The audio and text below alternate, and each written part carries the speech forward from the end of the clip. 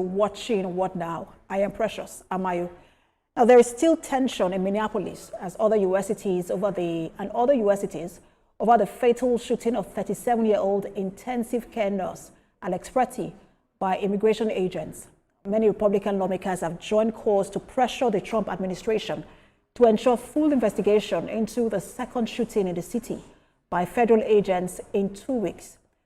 The governor of Minnesota, Tim Walz, says America is at an inflection point. He has asked President Donald Trump to remove federal immigration agents from Minneapolis. The U.S. Homeland Security Secretary Kristi Noem says Alex Pretty was shot because he was brandishing a gun. But local authorities say the gun was legally registered and he was shot after it was removed from him. A protest over his killing have spread to New York, Chicago, Los Angeles, and San Francisco. President Trump has signaled that he might eventually withdraw ICE agents from the Minneapolis area, but he has not given a time frame.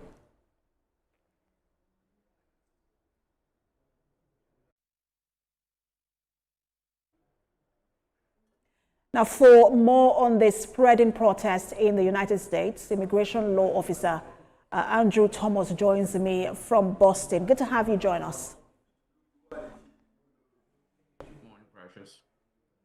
So, Minneapolis is not new to issues like this. You will remember the case of George Floyd. He was killed in Minneapolis in 2020 over extreme policing. But this is, again, extreme policing, but has to do with immigration. First, it was Renee Good earlier in January, and now Alex Pretty. I just want to get to your thought on this, because the governor of Minnesota says U.S. is at an inflection point. Well, thank you for that question. First off, condolences to the family of the gentleman who was shot over the weekend. Any loss of life is a very serious situation, especially in the context involving law enforcement. To answer your question particularly, facts are disputed. And I think the starting point before we go into the details is that the public deserves an impartial investigation that is transparent and that is seen to be fair to all sides, especially the victim, in a way that it can possibly give a glimmer of hope of public trust, especially for the operations of ICE and Border Patrol, which has been very, very aggressive. And again, you mentioned that the ICE and Border Patrol has been, in terms of the activities and the enforcement strategy, has been very aggressive. And I'm wondering who is saddled with the responsibility of checking the legality of this enforcement strategy. Well, what I can say is that immigration is in the purview of the federal government, but immigration enforcement affects people, affects communities, affects neighborhoods, and how they choose to execute enforcement policies can build, or as the case is now, erode public trust. So however they choose to enforce the president's immigration agenda, there must be guardrails. Unfortunately, if you look at it on a partisan basis, it's been looking like one section of the society has been pointing out what is wrong with the enforcement tactics in Minneapolis and in other parts of the United States. But as it were, what would be seen to be just is that there should be guardrails. It appears many of these agents feel emboldened by seeming inactions for the unconstitutional steps they've been taking. For example, somebody is already restrained and you're directly pepper spraying the person. Somebody is not physically engaging or confronting agents, and the use of force is always very disproportionate.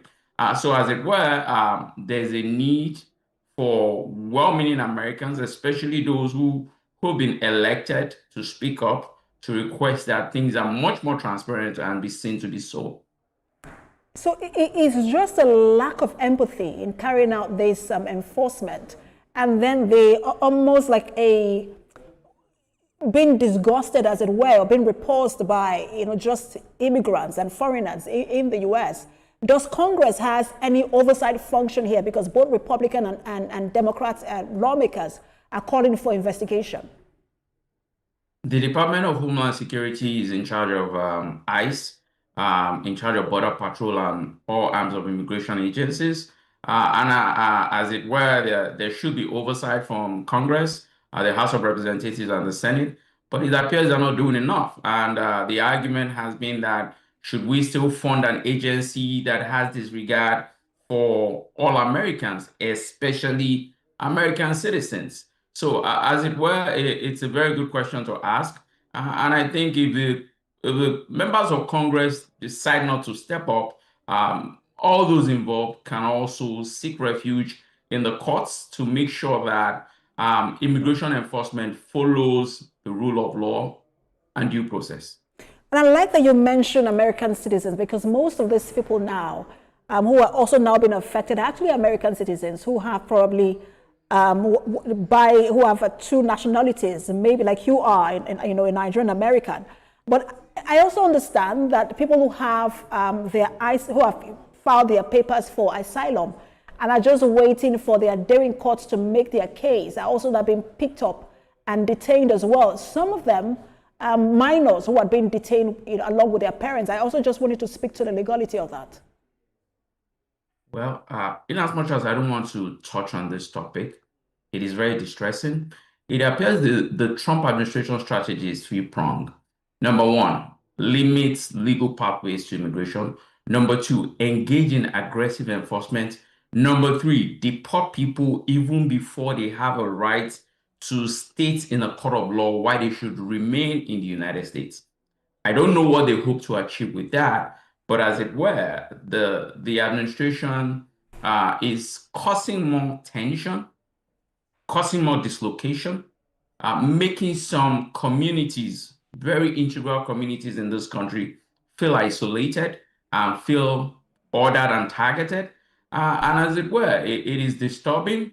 And I hope all those people of good conscience will speak out, even now that it's much more difficult to speak out. Many people have chosen silence, but as it were, for those of us who have the responsibility to advocate for those who can advocate for themselves, we must continue to speak out, because anybody appears to be fair game in this aggressive immigration enforcement, whether you're an American citizen, whether you look American or not, without necessarily mentioning those affected directly and indirectly. Anybody can be swept up in this very, very aggressive enforcement policy of this administration. And it's unfortunate. And I was listening to, I think, the lawyer for Renee Good's family, and he talked about, having filed a lawsuit. But I'm wondering how easy it will be to get justice, especially in cases where a lawsuit has been filed, considering the legal issues around legal immunity and constitutional law.